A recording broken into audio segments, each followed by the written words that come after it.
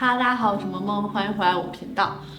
这周呢，我是想跟大家分享一个我冬天的靴子的合集，其实也不算是合集，因为今年一直在隔离的原因，我没有入很多的靴子，但我今年很爱穿的，或者说选择的靴子，都是我自己觉得真正适合我的腿型和我的风格的。还有去商场把所有我觉得款式 OK 的及膝靴都试了一下的这个经历，就发现了一些选靴子方面要注意的点，还有一些雷区可能也能帮助到大家，所以想在这儿分享一下。那首先从我最近最常穿的军靴类的开始吧。第一双呢就是我今年穿最多的 BEV 的这双中短靴，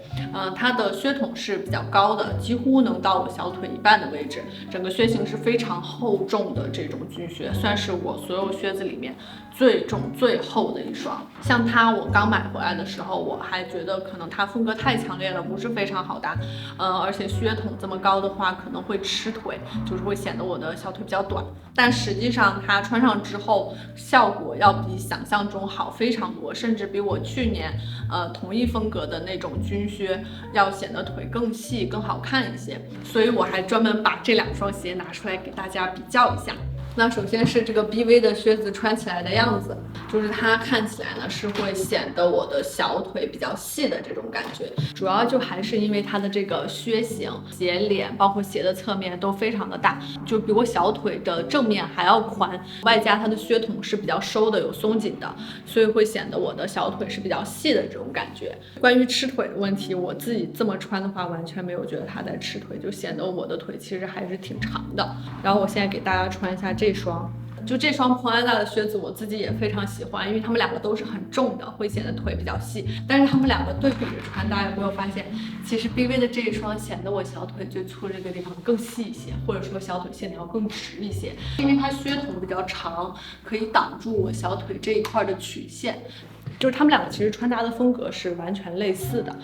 只是看大家喜欢哪一种款式和适合哪一种款式。短一点的这个靴子呢是适合大部分人的，那像 BV 的这双呢，因为它风格更强烈一些，所以可能需要穿搭方面也稍微注意一些造型感。虽然我穿 BV 的这双靴子是会显得腿比较细比较直的，但是它也是有一些限制的，就如果你们小腿线条是比较直顺上来的，但是没有脚踝，就穿它的话会显得脚踝这个位置是比较细的。那选择的方式跟我刚刚说的一样，只要小腿最粗的地方没有超过鞋子脚背最宽的地方就可以，这样都会显得小腿会细。它唯一不适合的腿型呢，就是小腿这里肌肉比较有块状的小伙伴，因为它会突出这里的形状，所以如果这里有块状肌肉的小伙伴的话，这一类中筒靴都是不太适合的。那搭配方面呢，就是像我今天这种西装啊、短裙就比较酷感的穿搭也是可以的。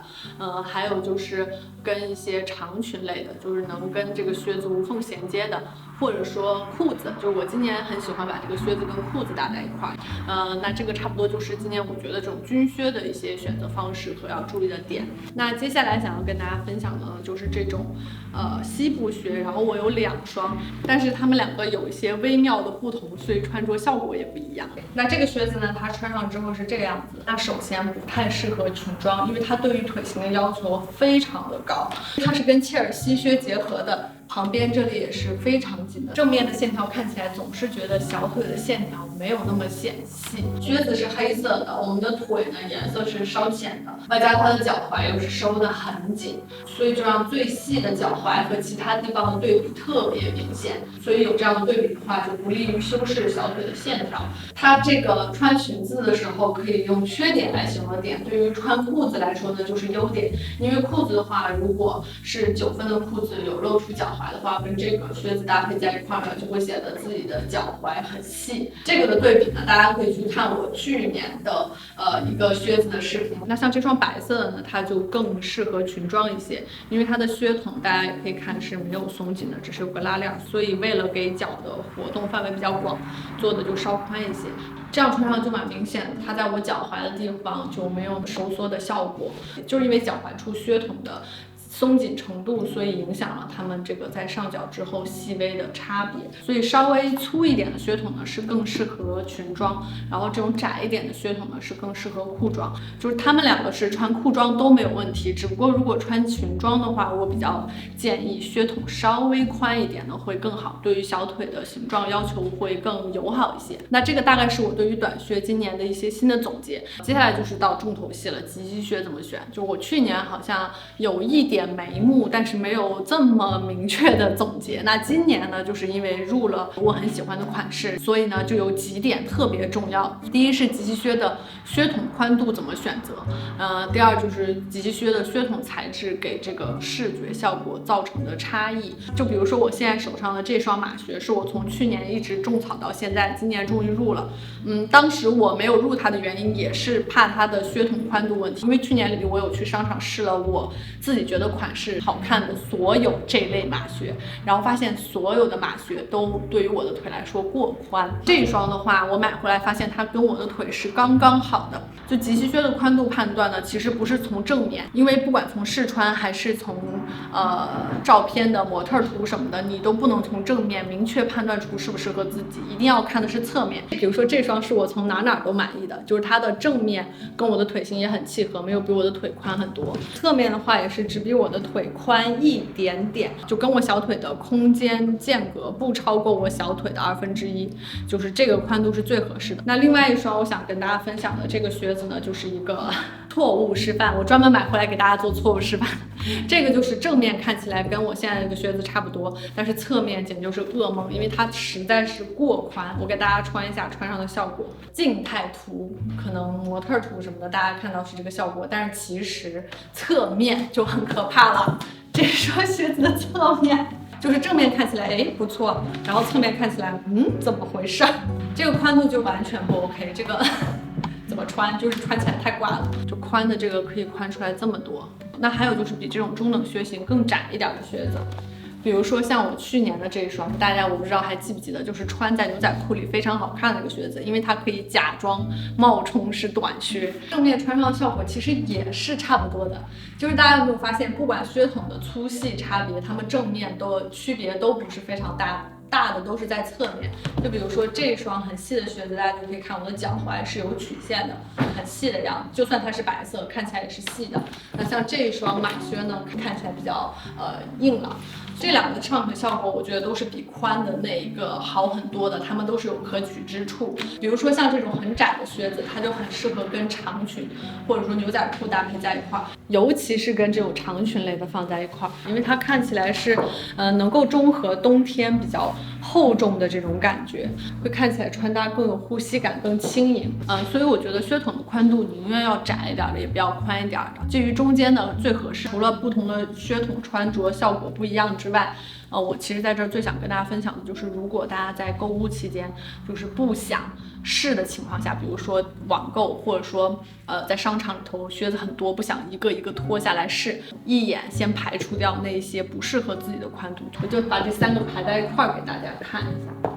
那我们以这种适中的靴筒作为一个标准来先分析一下，就像它的靴筒呢是从这个脚背的中段开始往上，然后后面呢是没有这个曲线的，直接一溜就上去了。这一双靴筒很宽的靴子，虽然说靴筒的后面跟这一双是差不多的，也是直直的上去，但是在前面区别就非常大，它差不多就是从我们脚趾弯曲的地方直接往上了，这个位置就开始往上的靴子一般都是偏粗的。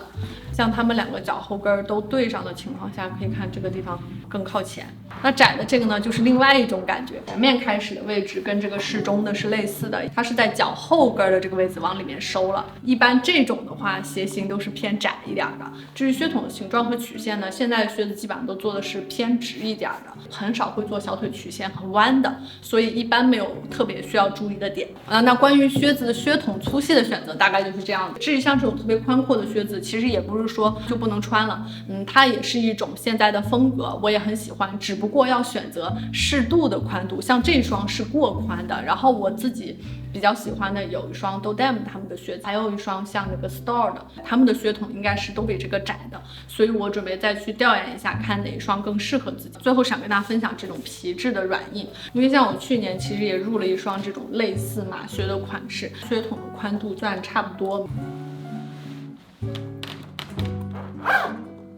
大家可以看，这个是材质不同穿着的这个感觉。其实正面看起来呢，两者区别也不算是非常大，是侧面的部分，硬挺的马靴呢，看起来就真的更帅气一些。那像软一点皮质的这个靴子呢，看起来就更小女人一些。那除了马靴的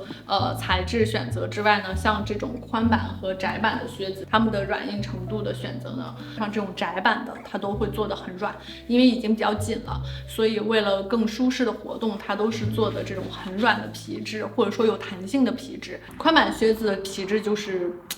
各有各的不同，那我自己觉得是不要太软，就介于中间就可以，不要像这个窄版的靴子立在这里它就过软倒下去了，因为如果这么软的话，这种宽版的靴子很有可能你穿的时候，它这块地方会堆非常多的那个褶皱，不好看。就是宽版的介于中间值，然后马靴选择最硬的，窄版的靴子一般都是最软的就可以。那这个就是我对于选择靴子方面的总结，就是如果大家在选靴子的话，可以希望能帮大家快速排除一些不适合自己的，或者说自己不喜欢的类型。那最后想要跟大家分享的一个小技巧呢，就是关于这一双，就是因为它是很硬的，所以我如果蹲到这儿，我就会被卡住。如果小腿不够长的话，这里也会卡住。所以我有一个穿搭的小技巧，就是增高鞋垫。就我这双里面其实是放了一个这种3厘米左右的增高鞋垫，这样我蹲下去的时候，起码不会因为小腿不像欧美人那么长，后面这个地方就被卡住。所以像这种比较硬的马靴，我觉得是可以垫一个增高鞋垫。第一就是看起来更高，第二就是舒适度也会提升。那好了，这一期也是信息量非常大的一期，我自己讲的都有点晕晕乎乎的，我到底讲到哪儿了？哎呀，这个逻辑好不顺。因为我自己准备的时候，可能只准备到了我有想到的点，可能大家在穿搭方面或者购买方面还有一些对于这种靴子的问题的话，都可以在留言告诉我，然后我自己如果有切身感受或者说有一些经验的话，都会回复大家。那好啦，这一周的视频就到这里啦，我们下一次再见，拜拜。